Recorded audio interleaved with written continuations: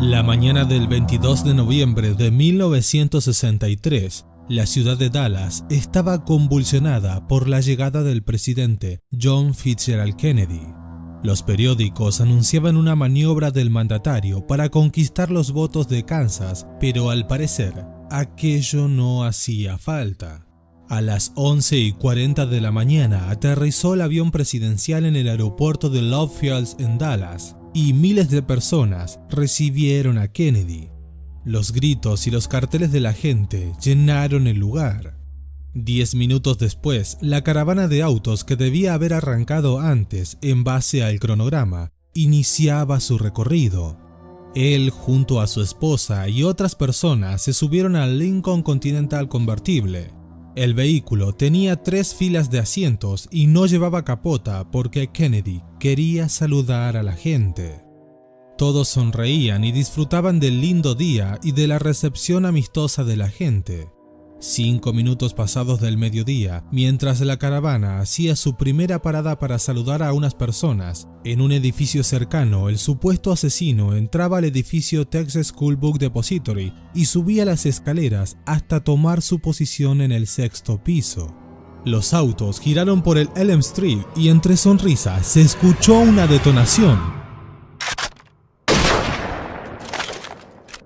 Luego otra y una bala impactó en el cuello de Kennedy, quien se llevó ambas manos a la garganta. El tercer disparo le destrozó la cabeza. Entre gritos y corridas, el atentado contra el presidente de los Estados Unidos era un hecho. Todo el suceso quedó grabado en la cámara de una persona y desde ese momento el mundo entero supo que el presidente de los Estados Unidos había muerto. Pero bien, ahora sí, viajemos un poco en el tiempo, justo a las 12:31 del mediodía del 22 de noviembre de 1963. En este viaje nos encontraremos con una imagen tétrica y fuerte, tal como se ve en la grabación del asesinato. Cuando el tercer disparo desgarró la cabeza de Kennedy, partes del cráneo y la sangre salpicaron a los asientos delanteros e incluso llegó hasta el auto de atrás. Uno de los agentes que formaba parte de la caravana corrió a ayudar al presidente.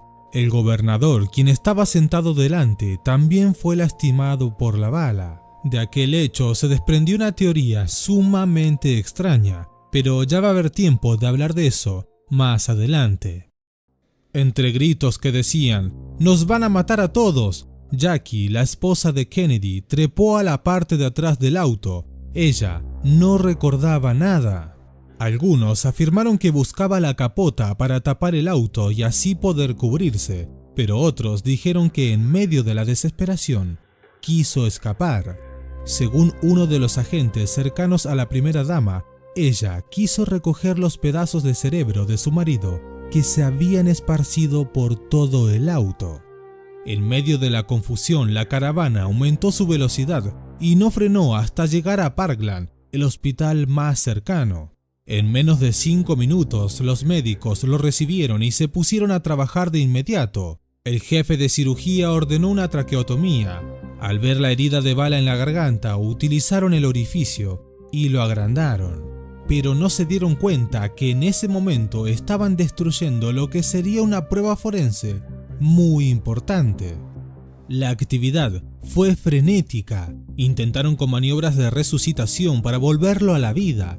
Todo lo que estuvo al alcance de los especialistas lo hicieron, pero en el fondo sabían que no iba a servir de nada.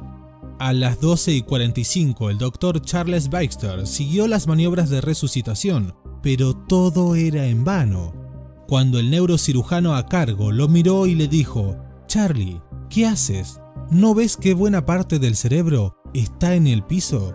Entonces él frenó y observó la situación, y tenía razón.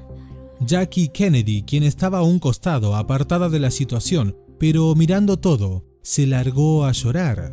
Entre lágrimas pidió que le den la extremaunción a su marido, deseo que se lo cumplieron, aunque ya había partido. El presidente estaba cubierto por una sábana totalmente ensangrentada. Precisamente a la 1 de la tarde los médicos lo declararon oficialmente como muerto.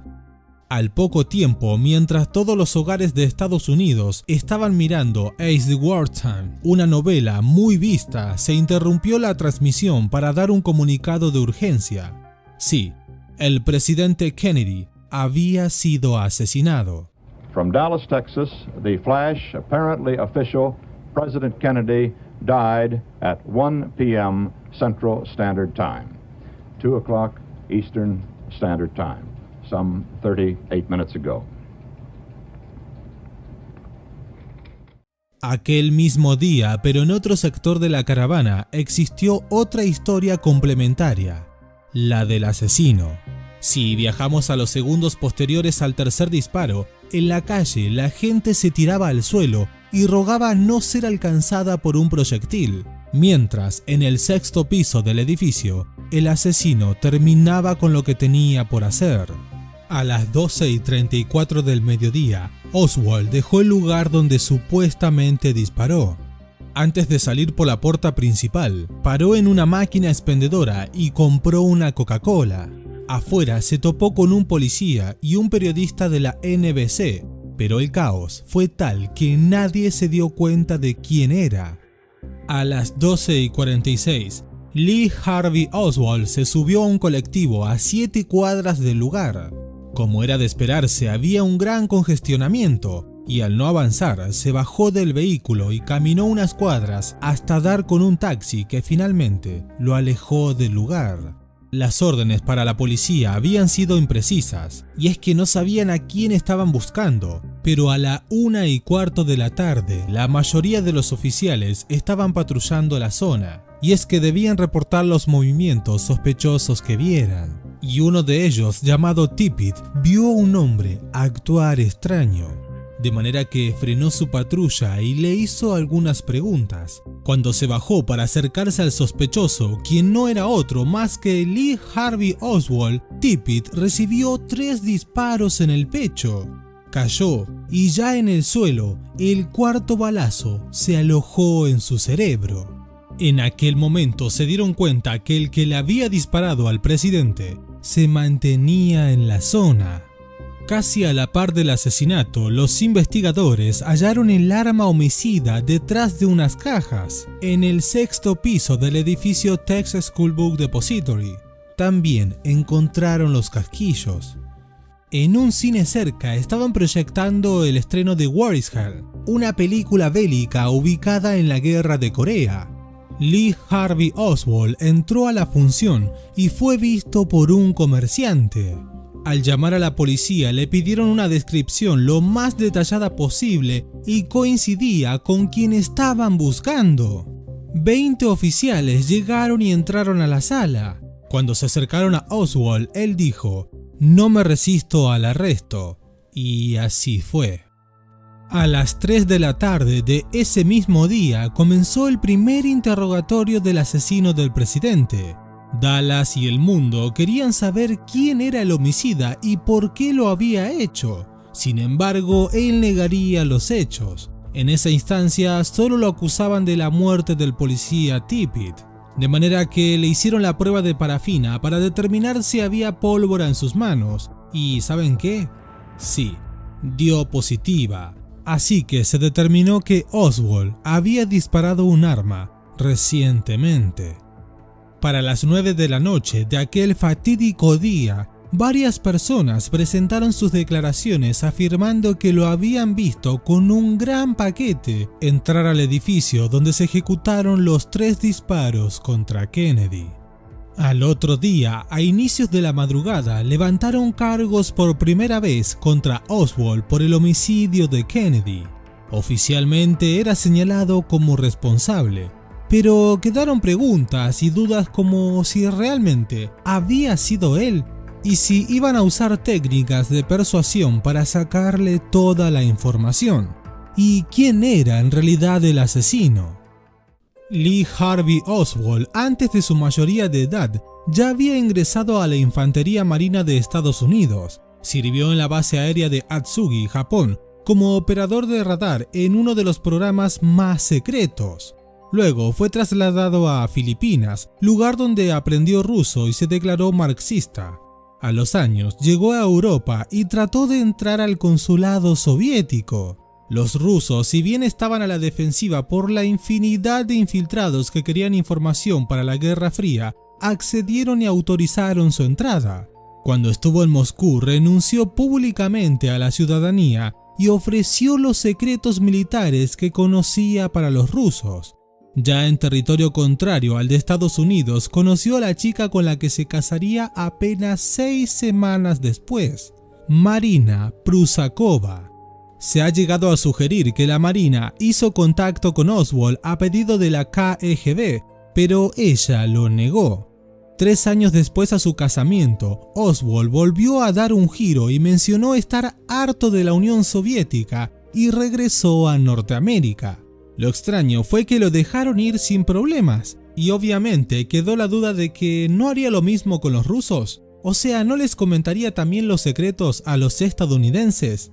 Bueno, Oswald llegó nuevamente a su país de origen y se involucró en la política. Se mantuvo como marxista, inclusive estuvo en un programa de radio defendiendo su ideología de forma racional, pero también lo hacía de forma extrema.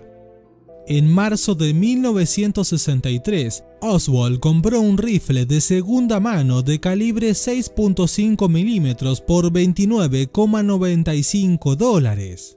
También compró un revólver calibre 38 Smith & Wesson. Aquella fue la misma arma que le quitó la vida al oficial Tippit. En su paso por los Marines no fue conocido por sus condecoraciones, sino por ser un muy mal tirador. Sus puntajes en las pruebas siempre estaban por debajo de las del resto. Antes del asesinato del presidente, hubo otro altercado. Le disparó a un general de apellido Walker a menos de 100 metros de distancia y no logró dar en el objetivo. Una bala hizo astillar una ventana que estaba a su lado. Después de una gran investigación no encontraron el culpable, pero se terminó sabiendo con el tiempo que había sido Oswald, quien iba a ser llevado a juicio, pero alguien más haría justicia por mano propia. El 24 de noviembre a las 11:21 de la mañana, Oswald fue trasladado desde la cárcel, pero se dieron cuenta que necesitaban más seguridad. Las personas se habían reunido para hacerle preguntas, para sacarle fotos y para entrevistarlo, pero hubo una que fue por algo más. De pronto, de la multitud se desprendió un hombre de traje, se paró frente a Oswald y a una distancia de pocos centímetros le disparó en el abdomen. Aquella persona era Jack Ruby y acababa de matar a Oswald. Y presten mucha atención al siguiente video donde podrán observar cómo sucedió el hecho. Let me have it. I want it.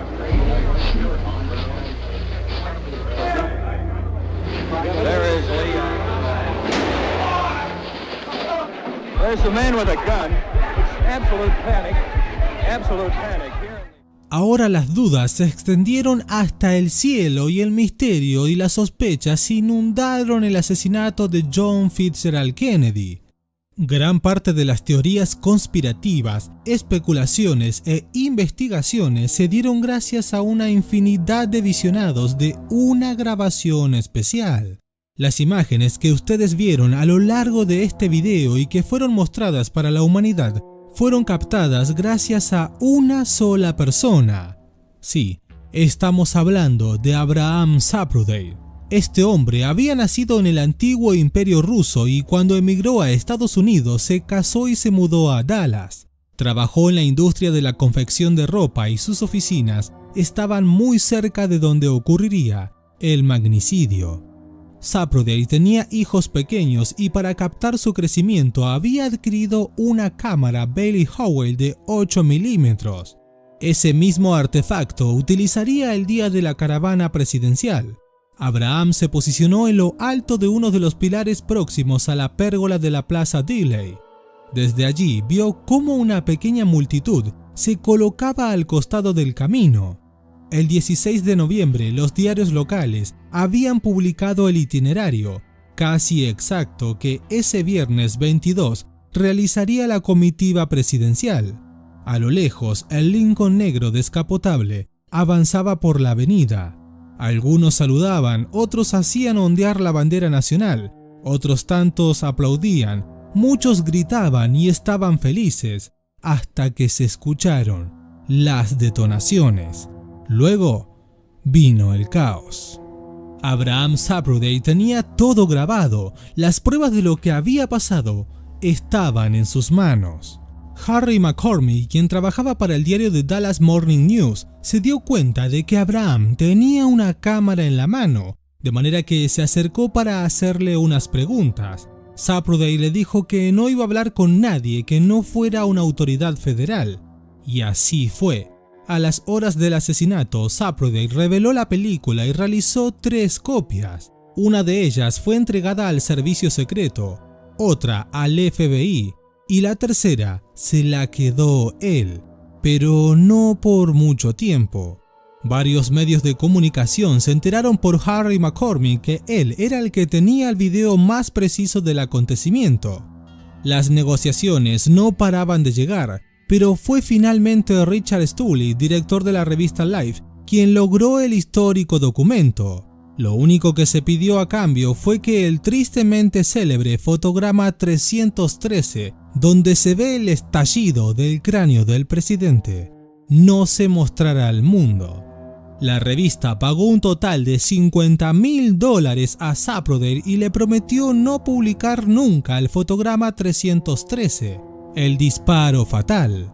Pero adelantándonos un poco en el tiempo, en 1999, el gobierno de Estados Unidos acordó comprar la película a la familia de Zapruder por más de $16 millones. La película hoy se guarda en una sección de los archivos nacionales. La revista Life solo publicó algunos de los fotogramas. Pasaron años hasta que el público pudo por fin ver lo que se había filmado. En 1969, el film se pasó hasta 10 veces en un juicio llevado adelante por la supuesta conspiración contra Kennedy.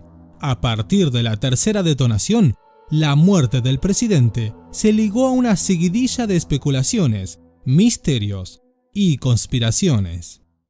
¿Quién y cómo fueron las preguntas que las personas se hicieron a lo largo de los días y se extendieron por meses y años? La teoría oficial siempre ha sido que Lee Harvey Oswald fue el único autor del asesinato. Sin embargo, se barajó la posibilidad de que existiera más de un tirador. Según el informe, existen evidencias acústicas que establecen una alta probabilidad y solo queda, como la palabra lo dice, en una probabilidad de que fueran 2 los hombres armados que dispararon contra el presidente aquel día. En el informe de la autopsia de JFK, solo se tenían en cuenta las conclusiones médicas del hospital de Parkland y también del Centro Médico Naval de Maryland. Fue por eso que también se creó un misterio entre los resultados criminalísticos. Y es que, ¿por qué nadie más podía informar lo que habían analizado? Bueno, entre los informes apareció el término grassy knoll, que significa loma cubierta de hierba, en referencia al lugar desde el que otro presunto tirador habría disparado, situado en un parque que estaba enfrente del lugar donde fue alcanzado Kennedy. Pero, ¿por qué sigue vigente esta teoría? Bueno, la respuesta está en otra pregunta. ¿Por qué no hicieron públicas las radiografías o las fotografías tomadas durante la autopsia? Bueno, obviamente aquella operación de la autopsia dejó más dudas que certezas, pero en el año 1982 otro comité investigó las pruebas y dejaron en claro que no hubo otro tirador. Pero ustedes, ¿qué opinan? Pero bien, si hablamos de siluetas extrañas, en este evento hay una en especial. Sí, la del hombre del paraguas. Esa figura extraña tenía nombre y apellido. Él era Louis Steven White. En el video se puede ver cómo el hombre hace un movimiento con el paraguas. Ese movimiento fue atribuido a una supuesta señal para que se disparara en ese preciso momento. Otras teorías han ido un poco más allá y sostuvieron que podría haber disparado con el paraguas, pero eso está más cerca de la fantasía que de la realidad. En 1978, 15 años después del asesinato, el propio White habló con el comité de investigación y aseguró que se encontraba en aquel lugar con un paraguas únicamente para molestar al presidente, ya que era un conservador de derecha. Al preguntarle si su paraguas contenía o había contenido algún tipo de arma, respondió claramente que no, ni siquiera sabía sobre su enlace con el asesinato. De manera que hubo otra teoría, pero un poco más simple, y aquella era de que la Unión Soviética era la culpable. Los que defendieron esa teoría se basaron principalmente en la relación entre ambas naciones y la Guerra Fría. El tirador Lee Harvey Oswald, que como ya hablamos era infante de la Marina y había estado en más de una vez en suelo soviético, habría sido un enviado para llevar adelante el asesinato. Sin embargo, algo más creíble fue que la mafia estuvo detrás. Y acá hay que hablar de algo muy importante, y es que hay quienes creen que la mafia ayudó a Kennedy a ganar las elecciones en los años 60, asegurándose votos en un estado clave, Illinois. Aquello no parece una teoría tan disparatada teniendo en cuenta las pruebas en su contra, pero eso es tema para otro video. Pero en fin, como veníamos contando, curiosamente, dando un revés a su ayuda por la mafia, el presidente nombró a su hermano Robert como fiscal general, quien se enfocó en poner fin al crimen organizado en Estados Unidos, con Jimmy Hoffa como uno de sus objetivos principales. Entonces nos queda la duda, o sea, primero recibió ayuda de la mafia y después los anuló. Bueno, una de las versiones que muchos defensores de esta teoría apoyaron fue que detrás de la conspiración del asesinato de Kennedy estuvo Jack Ruby, quien tuvo a cargo varios clubes nocturnos en la ciudad de Dallas. No nos olvidemos de que este hombre también fue el que mató a quemarropa a Oswald, la persona que disparó contra el presidente. Otros aseguran que fueron cubanos los que pagaron a la mafia para matarlo, y si se habla de la mafia, también se habla de la CIA. Y acá sí que nos metemos en terreno mucho más turbio, y es que surge otra pregunta: ¿y si la inteligencia de Estados Unidos estuvo detrás del asesinato? Bueno, teóricamente la CIA, con ayuda de la mafia, iba a acabar con Fidel Castro. Según varios investigadores dentro de la compañía, el presidente estaba cansado de cómo trabajaba la CIA y quería modificar la organización desde cero. Entonces, para algunos, si Kennedy quería desarmar a la CIA fue la encargada de matarlo. Bueno, la teoría se limita a eso y es una de las más difíciles de desmentir. El hermano de Kennedy y fiscal general, Robert Kennedy, apoyó al inicio la teoría, aunque luego cambió de opinión. En la actualidad, y en manos de Donald Trump, llegó otra teoría, pero un poco más novedosa. Esta habla del padre del republicano Ted Cruz, y es que durante las elecciones de 2016, Trump dio a entender que el padre de su compañero fue socio de Lee Harvey Oswald, y afirmó lo siguiente: su padre estaba con Oswald antes de que le dispararan. Luego de que Donald ganara, siguió diciendo: todo lo que hice fue señalar el hecho de que en la portada del National hay una foto de él y el loco de Lee Harvey Oswald desayunando. De igual manera, viniendo de Donald Trump, con los lazos y contactos que tiene, no es muy fiable su teoría. Pero lo que sí es muy importante fue que entre las teorías estuvo involucrado el imperio económico, la Reserva Federal y la familia de Rothschild. Hubo una supuesta conspiración del vicepresidente y la increíble teoría de la bala mágica que hizo un recorrido imposible. Todas estas explicaciones las pueden conocer en el canal de Casos de Investigación, siguiendo el link que le dejaré en la descripción y en la tarjeta que aparece por aquí arriba. De verdad se los recomiendo porque en ese video verán otros detalles muy interesantes respecto a la muerte de Kennedy. Pero en fin, la verdad es que hasta el día de hoy se sigue viendo la cinta de Zapruder y en ella JF Kennedy sigue muriendo una y otra vez, dejando tras de sí una infinidad de misterios ocultos que al parecer se los llevó a su tumba.